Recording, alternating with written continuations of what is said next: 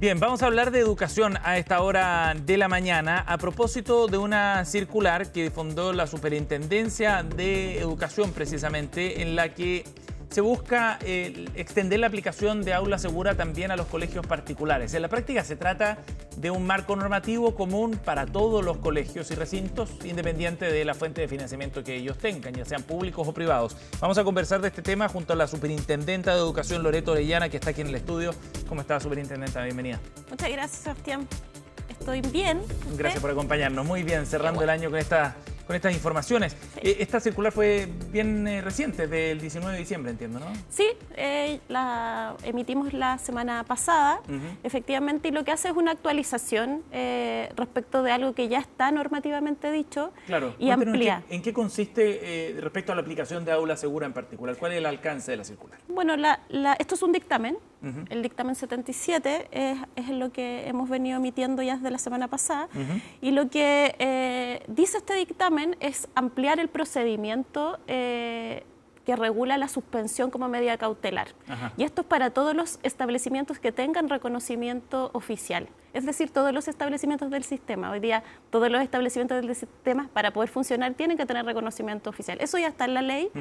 Ya estaba aplicado en aula segura para los establecimientos que reciben subvención, y hoy día lo estamos ampliando para todo el sistema, independiente de la forma de financiamiento. O sea, los colegios particulares también. Exactamente. Hoy día los particulares pagados van a tener que aplicar este procedimiento de suspensión, y esto básicamente es efectivamente tener un marco común que ya se estaba aplicando, que ya está en la ley, que ya existe efectivamente para el resto de los establecimientos, y es definir tiempos. Lo que pasaba hoy día en los establecimientos particulares pagados es que la medida cautelar de suspensión a veces se extendía demasiado, y hoy día lo que nosotros estamos sugiriendo y indicando a los establecimientos es que cumplan aula segura respecto a que haya un debido proceso, que haya información y que los tiempos de la suspensión sean acotados. Para ser bien preciso, entonces lo que estaba ocurriendo es que los colegios particulares, cada uno tenía reglamentos internos y definía esos plazos y lo que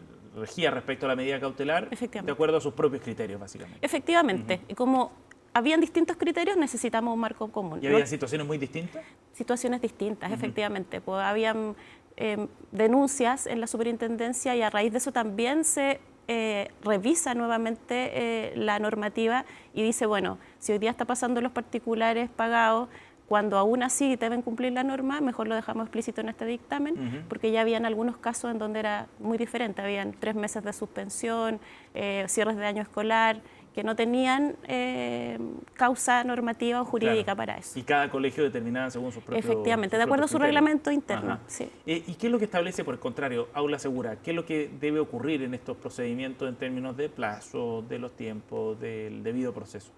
Lo primero es que tienen que presentar los expedientes de expulsión a la superintendencia. Entonces nosotros ahí revisamos que tengan los plazos acotados, que una vez que se aplica aula segura, se informa a los apoderados, hay un tiempo de reclamación o defensa del estudiante o del caso, y luego ese plazo tiene 15 días para poder ya decir, bueno, ahora se suspende, ahora se expulsa, ahora se cancela la matrícula. Hay un proceso que tiene que ser revisado de esa manera. De acuerdo, y eso se establece para todos los colegios. Para todos los establecimientos, y eso, como te decía, ya está siendo aplicado en los colegios que reciben subvención desde el inicio de aula segura. Entonces esto no es algo nuevo, pero además era un vacío que existía también en el dictamen anterior, porque no estipulaba que era para todo el sistema, cuando la ley siempre ha dicho que es para todos los establecimientos que tienen reconocimiento oficial. ¿Esta distinción que se hacía, a quién perjudicaba fundamentalmente? ¿A los estudiantes? A los estudiantes. A los estudiantes, porque es necesario que tengan un debido proceso. Aquí tiene que haber proporcionalidad en la sanción, tiene que haber debido proceso, es decir, que tengan un tiempo para poder apelar a la acusación que se les está haciendo y a la aplicación de la medida disciplinaria.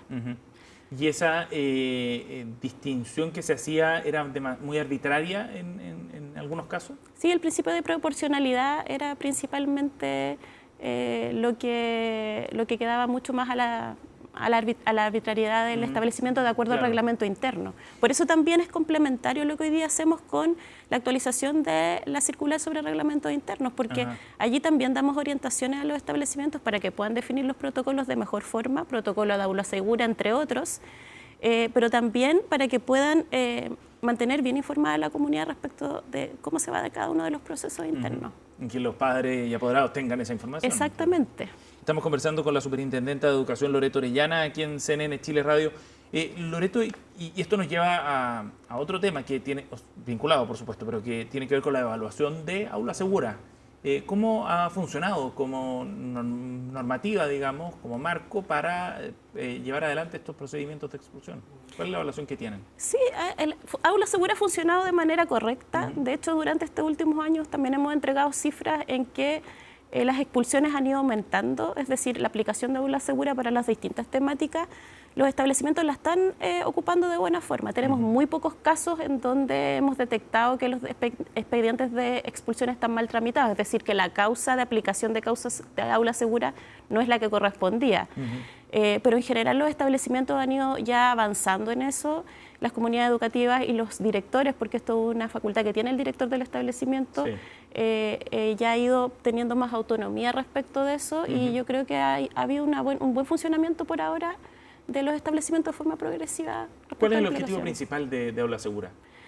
El objetivo principal de Aula Segura es poder generar medidas disciplinarias de forma inmediata frente a causas graves de convivencia. Y que en el fondo desincentivan también, me imagino, ese tipo de conductas, ¿no? Efectivamente. Hoy día nosotros, de todas formas, pensamos que la continuidad de la trayectoria educativa es importante siempre tenerla como primera medida. Por eso también la circular que hoy día planteamos desde medidas disciplinarias y reglamentos internos habla de las medidas formativas, que es algo que hoy día también plantea Mineduc respecto del Plan Nacional de Convivencia. Tenemos que avanzar desde la sanción hacia las medidas formativas pedagógicas, en definitiva. ¿Y eso está contemplado en Aula Segura también? Y eso también, hoy día no está contemplado en Aula Segura, pero sí en estas dos circulares que estamos hoy día implementando desde Reglamento Interno y medidas disciplinarias. Para reforzar ese punto. Sí. Exactamente. Porque me imagino que eso genera situaciones bien dispares en cada uno de los colegios, ¿no? O sea, hasta ahora, antes de la circular, en los particulares que no estaban aplicando Aula Segura. Exacto. Sí, genera distintos criterios y yo creo que hoy día es importante que en el sistema haya un solo criterio normativo respecto de cómo aplicar medidas disciplinarias, que se avance hacia lo formativo principalmente y que cuando ya hayan faltas que son realmente graves, que afectan directamente a la convivencia, ahí efectivamente la expulsión y la cancelación de matrícula es algo que se tiene que evaluar respecto al reglamento interno también que tenga cada uno de los establecimientos. ¿Y logra, Superintendenta, balancear adecuadamente la necesidad de generar orden, digamos, y disciplina dentro de los colegios con los derechos de los estudiantes también? ¿O este es un marco que tiene un sello más bien garantista respecto a los estudiantes? Siempre la motivación o el principio fundamental de la norma es garantizar derechos, efectivamente, pero por lo mismo no solamente se trata de emitir circulares y dictámenes, sino de generar otras estrategias. Y como Superintendencia y como Ministerio de Educación hemos generado todo un plan respecto de cómo abordar los temas de convivencia para que efectivamente no solo se vuelva un tema garantista, que sí hay que garantizar derechos efectivamente, el derecho a la educación, el derecho al cuidado, el derecho a la buena convivencia, a espacios que sean inclusivos, pero también tenemos que generar nuevas formas de trato. Y en ese sentido nosotros como Superintendencia hemos estado ya hace más de 2 años implementando la gestión colaborativa de conflictos que complementa la norma. La norma dice, bueno, esta es la forma, es el marco en el fondo, pero tratemos de hacerlo de otra manera también y tratemos de dialogar, de conversar, de resolver los problemas de manera interna antes de llegar a la denuncia. Y para eso nosotros también definimos estas reglas. Es bueno que para que podamos todos cumplir las reglas, digamos dónde. Y ahí están los reglamentos internos, ahí están las circulares que dicen, bueno, tiene que tener todos estos protocolos, cómo aplicar aula segura para que no haya discriminación, para que no haya falta de proporcionalidad en la sanción. Es un complemento. Yo diría que cuando no es garantista, en definitiva, una norma. Siempre, en definitiva, se complementa con otras estrategias también. Superintendenta, y esto, la aplicación de la segura, ¿detalla también cuáles son las faltas por las cuales se podría eventualmente proceder o llevar adelante estos procedimientos más bien de sanción?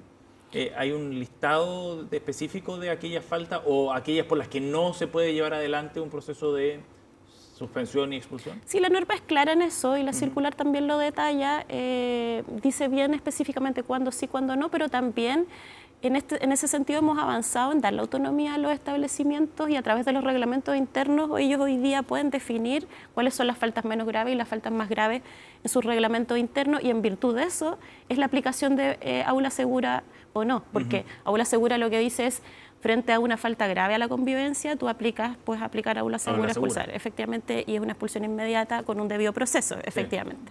Pero hoy día también la circular que estamos planteando sobre medidas disciplinarias da un espectro en donde tú le dices a los establecimientos, bueno, genere usted este abanico en donde defina desde menos grave a más grave para que en aula segura se pueda aplicar solo en las últimas. De acuerdo. Por último, superintendenta, ¿cuál ha sido la recepción en los colegios, recintos particulares, digamos, sobre esta circular?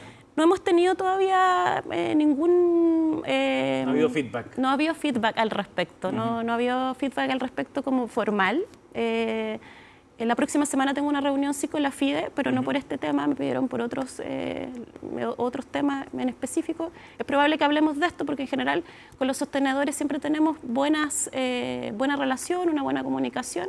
Entonces vamos seguramente a tratar este tema, pero no hemos tenido ningún tipo de feedback formal respecto de esto. ¿Pero usted siente que debería ser bien recibida esta circular? Yo creo que sí. ¿La aplicación de lo asegura? Yo creo que sí. Yo invito también a los directores de establecimientos, a los grandes sostenedores a poder instruirse respecto de las nuevas circulares. Yo sé que hay todo un tema respecto de por qué lo sacamos en este momento, pero que hay un trabajo que se ha realizado por más de un año en una revisión que es normativa, que no implica una revisión de un día o dos, y además estaba dentro de la planificación que se había hecho en la superintendencia. Entonces, tenemos además un plazo de ajuste que van a ser los 6 primeros meses del próximo año. Yo los invito a que podamos revisar en conjunto estas circulares y todas las dudas que tengan. También estamos súper dispuestos a poder seguir aclarándolas, pero creo que es una herramienta que les va a servir muchísimo. Loreto Orellana, superintendente de Educación, ha estado con nosotros aquí en el estudio para abordar este tema. Gracias por haber venido, superintendente. Muchas gracias a ti. Muy amable, gracias por estar con nosotros.